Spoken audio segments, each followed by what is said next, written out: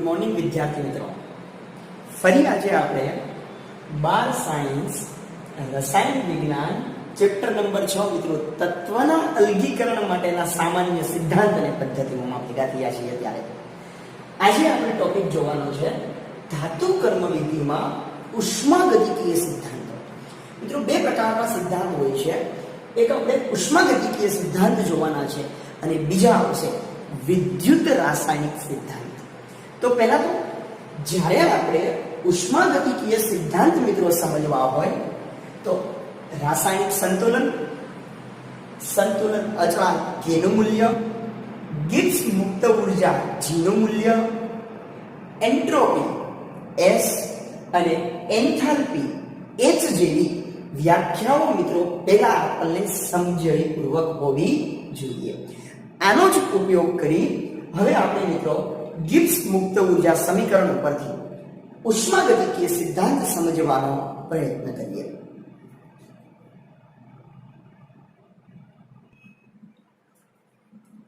હવે મિત્રો આપણે ઉષ્માગતિકીય સિદ્ધાંત સમજવા માટે સૌપ્રથમ ગિબ્સ હેલ્મહોલ્ટ્ઝ નામના વૈજ્ઞાનિકનું એક સમીકરણ છે એનો આપણે ઉપયોગ કરીએ, જેને બોલાય છે ગિબ્સ મુક્ત ઉર્જા સમીકરણ.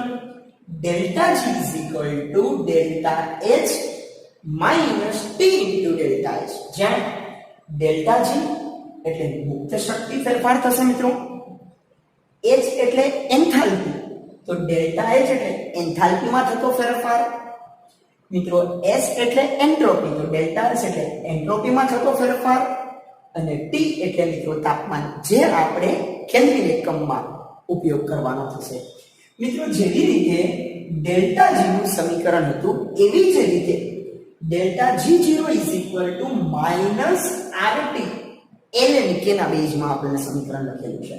આ જ સમીકરણમાં આપણે જોઈએ અહીંયા જો ડેલ્ટા G એટલે મુક્ત શક્તિ ફેરફાર હતું, તો ડેલ્ટા G0 એટલે મિત્રો આગળ શબ્દ આવશે પ્રમાણિત ગિબ્સ મુક્ત ઉર્જા, જે બધી જગ્યાએ એક સરખું રહે છે. K એટલે મિત્રો સંતુલન અચળાંક અને T એટલે તાપમાન, જે કેલ્વિન એકમની અંદર લેશું. હવે આ સૂત્રની મદદથી જો મિત્રો આપણે ડેલ્ટા G ના મૂલ્ય બદલતા હોય તો ઉષ્માગતિકીય રીતે એની અંદર પ્રક્રિયામાં શું ફેરફાર થાય છે એ આપણે સમજીએ. પણ એની પહેલા આ બંને સમીકરણ મિત્રો જી નીટ જેવી એક્ઝામમાં એમસીક્યુ તરીકે આપણે કરવાના છે, જે મહત્વના છે. આ બંને સમીકરણને હવે આપણે વિગતવાર સમજવાનો પ્રયત્ન કરીએ.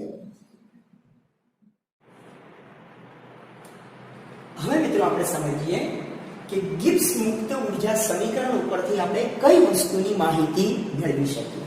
તો સૌપ્રથમ આપણે જાણીએ છીએ કઈ રાસાયણિક પ્રક્રિયા આપમેળે થશે કે નહીં થાય, સંતુલનમાં રહેશે, એ સમજવા માટે મિત્રો આ સમીકરણ અગત્યનું છે. ગિબ્સ મુક્ત ઉર્જા સમીકરણમાં ડેલ્ટા G એટલે પ્રમાણિત ગિબ્સ મુક્ત ઉર્જા બરાબર એન્થાલ્પીમાં થતો પ્રમાણિત ફેરફાર માઇનસ તાપમાન ઇન્ટુ પ્રમાણિત એન્ટ્રોપીમાં થતો ફેરફાર. મિત્રો આ સમીકરણમાંથી જો ડેલ્ટા G0 ના મિત્રો 3 મૂલ્ય સંભવિત બની શકે. કેવા 3 મૂલ્ય તો આપણે જોઈએ. જો ડેલ્ટા G0 નું મૂલ્ય મિત્રો ઋણ હોય, ઋણ એટલે કે 0 કરતા નાનું, તો પ્રક્રિયા આપમેળે થશે. જો પ્રક્રિયા મિત્રો આપમેળે થાય તો નિપજ તમને વધારે મળશે. અને આગળ આપણે ઉપર સમીકરણ જોયું હતું delta G0 minus RT ln K માં K નું મૂલ્ય 1 કરતા તમને વધારે મળશે. બીજી સંભાવના, જો ડેલ્ટા G નું મૂલ્ય ધન હોય, ધન એટલે કે મિત્રો 0 કરતા મોટું, તો પ્રક્રિયા આપમેળે થશે નહીં. મિત્રો પ્રક્રિયા આપમેળે ન થાય તો નિપજ ઓછી મળશે, અને જો નિપજ ઓછી મળે એટલે K નું મૂલ્ય 1 કરતા નાનું સમજવાનું મિત્રો. અને ત્રીજી સંભાવના કા ઋણ કા ધન, તો ત્રીજી સંભાવના શું હોય છે કે ડેલ્ટા G નું મૂલ્ય મિત્રો 0. ડેલ્ટા G0 બરાબર જો 0 હોય તો પ્રક્રિયામાં મિત્રો આપમેળે પણ નહીં થાય, તો મિત્રો પ્રક્રિયામાં સંતુલન સ્થપાશે. અને જ્યારે પ્રક્રિયામાં સંતુલન સ્થપાય તો આપણે જાણીએ છીએ કે પ્રક્રિયા કરીને નિપજનો જથ્થો લગભગ સમાન લેવાનો પ્રયત્ન કરે. ત્યાં મિત્રો K બરાબર 1 તરીકે લેશું. વિદ્યાર્થી મિત્રો, આ ત્રણ સંભાવનામાં કુલ એક સાથે 12 MCQ થયા. ધન ઋણ શૂન્ય 3, આપમેળે થશે કે નહીં 3, નિબંધનું પ્રમાણ કેટલું મળશે 3 અને કેના મૂલ્ય. આ 12 MCQ માંથી મિત્રો જી નીટ ગુજકેટ જેવી પરીક્ષાની અંદર આમાંથી પ્રશ્ન હોવાની સંભાવના ખૂબ જ વધારે રહી છે. એટલે આટલું જે મેં ટીક માર્ક કર્યું છે એટલું મિત્રો વ્યવસ્થિત એક વખત આપણે જોઈ લેવાનું છે. આ થઈ ગયો મિત્રો આપણો ઉષ્માગતિકીય સિદ્ધાંત. આને સમજવા માટે મિત્રો આગળ ઉપર આપણે એલિંગહામ નામના વૈજ્ઞાનિકે કરેલા પ્રયોગની વાત જોઈએ.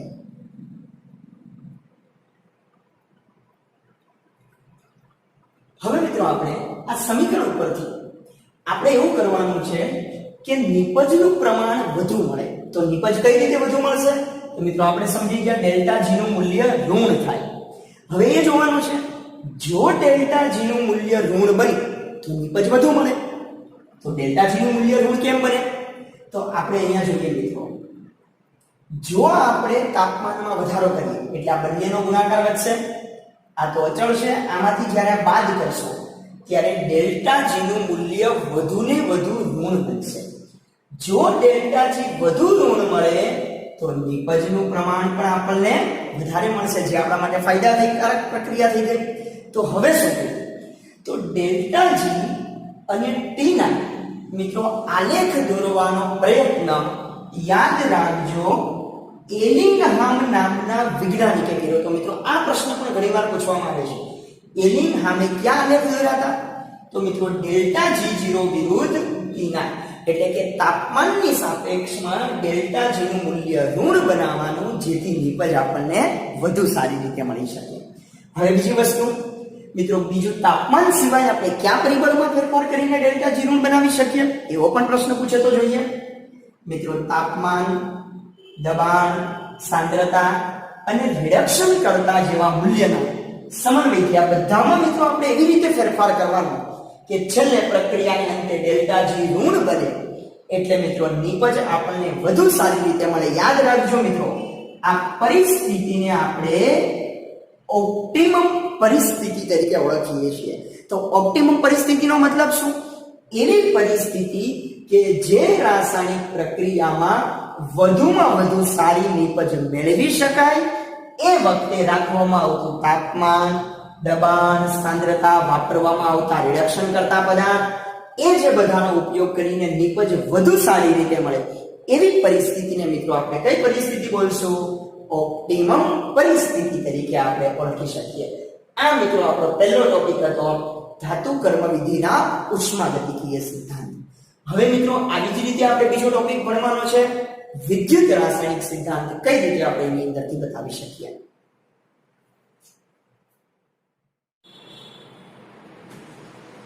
હવે મિત્રો આપણે જોઈએ ધાતુ કર્મ વિધિના વિદ્યુત રાસાયણિક સિદ્ધાંત. જો પેલામાં ઉષ્મા હતું એટલે તાપમાનની વાત કરી હતી. અહીંયા મિત્રો જ્યારે વિદ્યુત રાસાયણિક સિદ્ધાંતની વાત કરીએ ત્યારે એમાં યાદ રાખવાનું ઇલેક્ટ્રોનની આપલે થયેલી વાત હોવી જોઈએ.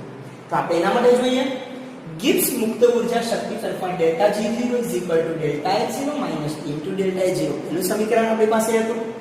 આ પણ આપણે જોયું હતું delta G0 minus RT ln કે બીજું સમીકરણ.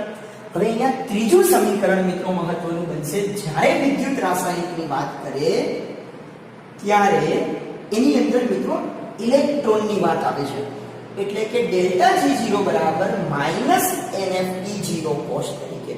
જ્યાં પ્રક્રિયામાં ડેલ્ટા G0 એટલે તમે જાણો છો પ્રમાણિત ગિબ્સ મુક્ત ઉર્જા ફેરફાર, એને પ્રક્રિયામાં સંકળાયેલા મિત્રો ઇલેક્ટ્રોનની સંખ્યા, કેટલા ઇલેક્ટ્રોનની આપલે કરે છે એ બતાવ્યું છે. F એટલે મિત્રો ફેરાડેનું અચળાંક, જેનું મૂલ્ય તમને ખબર છે 96500 કુલમ તરીકે. અને E0 કોષ એટલે મિત્રો પ્રમાણિત કોષ તરીકે, પ્રમાણિત રિડક્શન પોટેન્શિયલના તફાવત તરીકે આપણે બતાવી શકીએ. તો આ સમીકરણમાં ઇલેક્ટ્રોનની આપલે જે વિદ્યુત રાસાયણિક સમીકરણને સમજવા માટે ઉપયોગી બને છે. હવે આપણે એવું પણ કરી શકીએ, દાખલાની અંદર ઘણીવાર આવે સમીકરણ 2 અને સમીકરણ 3 ને સરખાવો મિત્રો.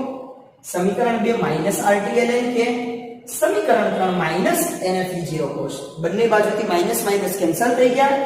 ચલો અહીંયાથી E0 કોષને મિત્રો સૂત્રના કરતા બનાવો. ચલો RTLNK INF આ બાજુ આવે તો ક્યાં આવશે? છેદની અંદર. તો આવી રીતે પણ ક્યારેક આપણને ફેરવીને સમીકરણ પૂછાય તો આ બધા સમીકરણ મિત્રો વિદ્યુત રાસાયણિક સિદ્ધાંત કે ઉષ્માગતિકીય સિદ્ધાંતને સમજવા માટે આ બધા જ સમીકરણનો ઉપયોગ મિત્રો આપણે કરી શકીએ. ઓકે, તો આ થઈ ગયા મિત્રો આપણા વિદ્યુત રાસાયણિક સિદ્ધાંત. હવે આપણે વિદ્યુત રાસાયણિક સિદ્ધાંત સમજવા માટે ઉદાહરણનો પણ આપણે ઉપયોગ કરીએ.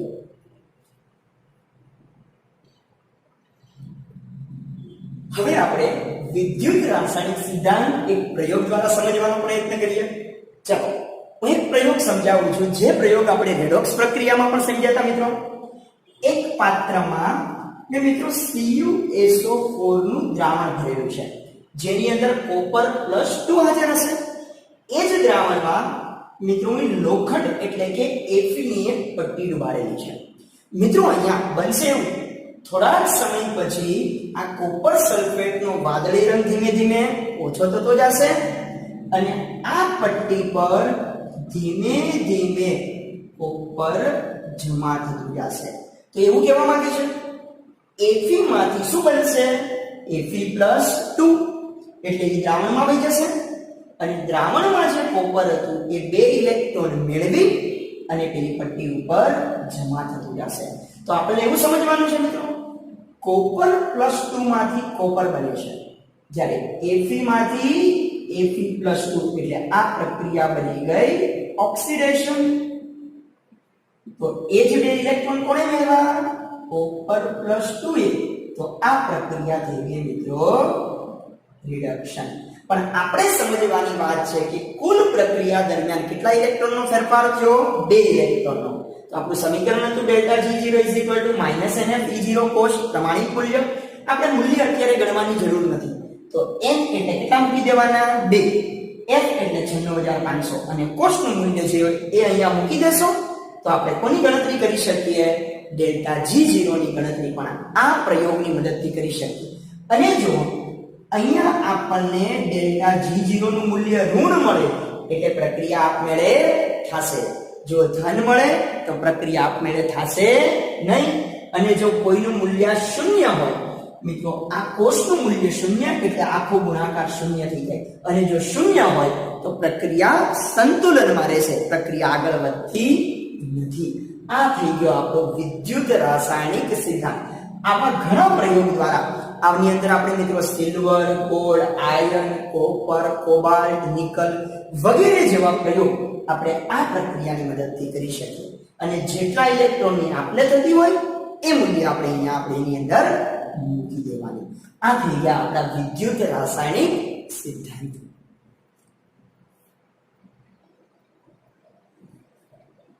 હવે વિદ્યાર્થી મિત્રો, પહેલું હતું ઉષ્માગતિકીય સિદ્ધાંત, બીજું હતું વિદ્યુત રાસાયણિક સિદ્ધાંત અને ત્રીજી મહત્વની વાત બનશે ઓક્સિડેશન અને રિડક્શન.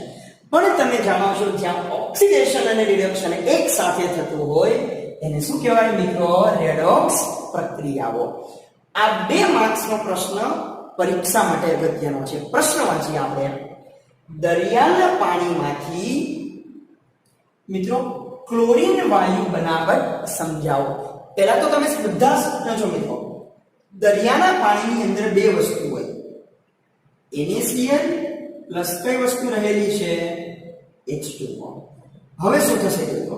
તમે જાણો છો આમાં 2 આયન હોય, Na+ અને Cl- તરીકે. તો જ્યારે Na+ અને Cl- છૂટા પડે એમાંથી મેં 2 Cl- પાણીમાં દ્રાવ્ય એટલે એકવાઇસ લખેલા છે. અને મિત્રો પાણી લખ્યું છે. હવે શું બનશે મિત્રો? Cl- પાસે એક વધારાનો ઇલેક્ટ્રોન છે. H2O માં પણ મિત્રો 2 આયન હોય છે, તમે જાણો છો, H+ અને OH-. બીજા H2O માં પણ મિત્રો 2 આયન, H+ અને OH-. હવે શું કરશું અહીંયા? આ Cl પાસે જે વધારાનો ઇલેક્ટ્રોન છે એ આપણે આ બંને હાઇડ્રોજનને આપી દેશું, H+ ને. એટલે બંનેમાંથી ભેગા થઈને મિત્રો અહીંયા બની ગયું H2 વાયુ. અને બંને Cl- માંથી ભેગા થઈને જે આપણે બનાવવાનું હતું ક્લોરીન વાયુ. એ આપણી પાસે બની ગયો. હવે અહીંયા બાકી રહેશે 2 વખત OH માઈનસ. તો આપણને પ્રશ્ન થાય મિત્રો કે આ OH ક્યાં જશે? તો આપણે જોઈએ, જ્યારે આપણે NaCl લીધું હતું ત્યારે એમાંથી મિત્રો 2 Cl માઈનસ લીધા, ત્યારે એક Na+ અને બીજું Na+ એની અંદર બાકી પડ્યા હતા. તો જો આ બંને મિત્રો પ્રક્રિયાઓ થાય તો એમાંથી તમે જાણો છો શું બની જશે? NaOH. અને NaOH એટલે મિત્રો આલ્કલી, એટલે કે બેઝ બનવા મળશે. પણ આ રાસાયણિક પ્રક્રિયા મિત્રો ક્યારે આપમેળે થતી નથી. અને આપમેળે નથી થતી ને એ જ આપણા માટે ફાયદાકારક છે મિત્રો. નકર આજે દરિયાનો બધા જ પાણીમાંથી Cl2 જો છૂટો પડતો હોત તો વાતાવરણની અંદર બધી જગ્યાએ કયો વાયુ ભરાઈ ગયો હોત? Cl2 અને H2 વાયુ. તો આપણા માટે મિત્રો ઘણી વખત શ્વાસ લેવામાં તકલીફ પણ પડે. એટલે આ જે પ્રક્રિયા આપમેળે નથી થતી એ મિત્રો આપણા માટે ફાયદાકારક તરીકે પણ આપણે ગણી શકીએ. આપણે એ પણ જોઈએ કે પ્રક્રિયા શું કામ મિત્રો આપમેળે નથી થતી? તો આપણે જાણીએ છીએ, જો કોઈ પ્રક્રિયા આપમેળે કરવી હોય તેનો ΔG0 નું મૂલ્ય મિત્રો ઋણ હોવું જોઈએ. પરંતુ આ પ્રક્રિયા માટે મિત્રો ΔG0 નું મૂલ્ય બને છે +422 કિલોજૂલ. મિત્રો આ MCQ માટે યાદ રાખજો, જો આ પ્રક્રિયા મારે આપમેળે કરાવી હોય તો કેટલું મૂલ્ય આપવું પડશે? +422 કિલોજૂલ મૂલ્યની જરૂર પડશે. એટલે કે અહીંયા મૂલ્ય ધન છે, એટલે પ્રક્રિયા આપમેળે થવાની નથી. તો હવે શું કરશું? જો મારે આ પ્રક્રિયા આપમેળે કરવી હોય તો આટલું મૂલ્ય બહારથી એને આપવું પડશે. એ પણ વિદ્યાર્થી મિત્રો આપણે જોઈએ, આપણે સમીકરણ જાણતા હતા, ΔG0 -NFE0 કોષ માટે. ચલો, આ પ્રક્રિયા માટે ΔG આપણને ખબર છે. પ્રક્રિયા માટે n નું મૂલ્ય, કેટલા ઇલેક્ટ્રોનનો ફેરફાર થઈ ગયો? 2. એક પણ આપણે જાણીએ છીએ, તો E0 કોષનું મૂલ્ય ગણીએ. ચલો, E0 કોષ બરાબર મિત્રો સમીકરણ આવશે -ΔG0/NF. ચલો, ΔG0 નું મૂલ્ય 422 કિલોજૂલ. એને મિત્રો જૂલની અંદર ફેરવી નાખશો, આવું બની જશે -422 ગુણ્યા 10⁻³ છેદમાં આવશે મિત્રો n બરાબર 2 ગુણ્યા 96,500. મિત્રો જ્યારે તમે આનો ભાગાકાર કરશો તો મિત્રો આપણી પાસે અહીંયા E0 કોષનું મૂલ્ય જે મળવાનું છે એ મૂલ્ય મળશે મિત્રો -2.186 વોલ્ટ. એટલે એવું કહેવાય મિત્રો, કોઈ પણનો વોલ્ટેજ ઋણ શક્ય નથી. એટલે આ મૂલ્ય પણ આવશે નહીં. એટલે મિત્રો આ પ્રક્રિયા આપમેળે થતી નથી. અને જો પ્રક્રિયા આપમેળે કરવી હોય તો ΔG0 નું મૂલ્ય જે +422 કિલોજૂલ છે એટલું જો હું મૂલ્ય એને આપું તો જ મિત્રો એમાંથી કયો વાયુ છૂટો પડી શકે? Cl2 વાયુ છૂટો પડે. અને જો કોઈ વોલ્ટેજ પૂછવામાં આવે કે આ પ્રક્રિયાનો વોલ્ટેજ કેટલો, તો મિત્રો -2.186 વોલ્ટ જેટલો એની અંદર આપણે વોલ્ટેજ પસાર કરવો પડશે. તો મિત્રો આ 2 માર્ક્સનો પ્રશ્ન છે, દરિયાના પાણીમાંથી ક્લોરીન વાયુ બનાવવાની પદ્ધતિ સમજાવો. એની અંદર મિત્રો પહેલા પદ્ધતિ સમજાવવાની, ΔG0 નું મૂલ્ય બતાવવાનું. આ એક MCQ તરીકે, અને મિત્રો આ ગણતરી જરૂર નથી, પણ આ મૂલ્ય બંને મિત્રો આપણે MCQ તરીકે એની અંદર યાદ રાખવાના છે. તો આવી રીતે જ્યારે મિત્રો આપણે કોઈ રાસાયણિક પ્રક્રિયા સમજતા હોઈએ તો ΔG ધન છે તો પ્રક્રિયા આપમેળે નહીં થાય, તો નિપજ ઓછી મળશે, એમ પણ આપણે એની અંદર કહી શકીએ. તો આજે મિત્રો આપણે 3 પોઈન્ટનો અભ્યાસ કર્યો. પહેલો પોઈન્ટ હતો ઉષ્માગતિકીય સિદ્ધાંત, જેમાં તાપમાન ઉપર આધારિત છે. બીજો પોઈન્ટ હતો વિદ્યુત રાસાયણિક સિદ્ધાંત, જેમાં ઇલેક્ટ્રોન ઉપર આધારિત છે.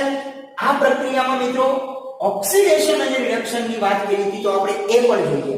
મિત્રો Cl માઈનસ એ અહીંયા -1 માંથી મિત્રો 0 બન્યા જોજો, એટલે ઇલેક્ટ્રોન એને દહન કર્યા, એટલે અહીંયા -1 માંથી 0 ઇલેક્ટ્રોન દાન કર્યા, એટલે આ પ્રક્રિયા થશે ઓક્સિડેશન. તો એ જ ઇલેક્ટ્રોન મિત્રો કોને સ્વીકાર્યા? અહીંયા હાઇડ્રોજન ઉપર હતા પેલા 0 અને હવે જ્યારે એના મિત્રો અહીંયા જ્યારે આપણે 0 હતા, અહીંયા જ્યારે H+ તરીકે હતા, તો મિત્રો પ્લસ માંથી 0 એટલે એક ઇલેક્ટ્રોન જ્યારે એને સ્વીકાર્યો ત્યારે આ પ્રક્રિયા બની જશે એની અંદર રિડક્શન. તો જ્યારે મિત્રો એકનું ઓક્સિડેશન થતું હોય તો સામે બીજાનું શું થતું હોય? રિડક્શન થતું જ હોય. મિત્રો આ ઓક્સિડેશન અને રિડક્શન એટલે મિત્રો આપણી થઈ ગઈ રેડોક્સ પ્રક્રિયા તરીકે આપણે બતાવી શકીએ. હવે મિત્રો આ જ ઉદાહરણ આપણે અગાઉ નિક્ષાલનની અંદર સિલ્વર અને ગોલ્ડ માટે પણ જોયું હતું. તો એ પણ આ જ રીતે ઓક્સિડેશન અને રિડક્શનનું ઉદાહરણ તરીકે આપણે એની અંદર બતાવી શકીએ, જે પણ રેડોક્સ પ્રક્રિયા તરીકે વર્ણવી શકાય.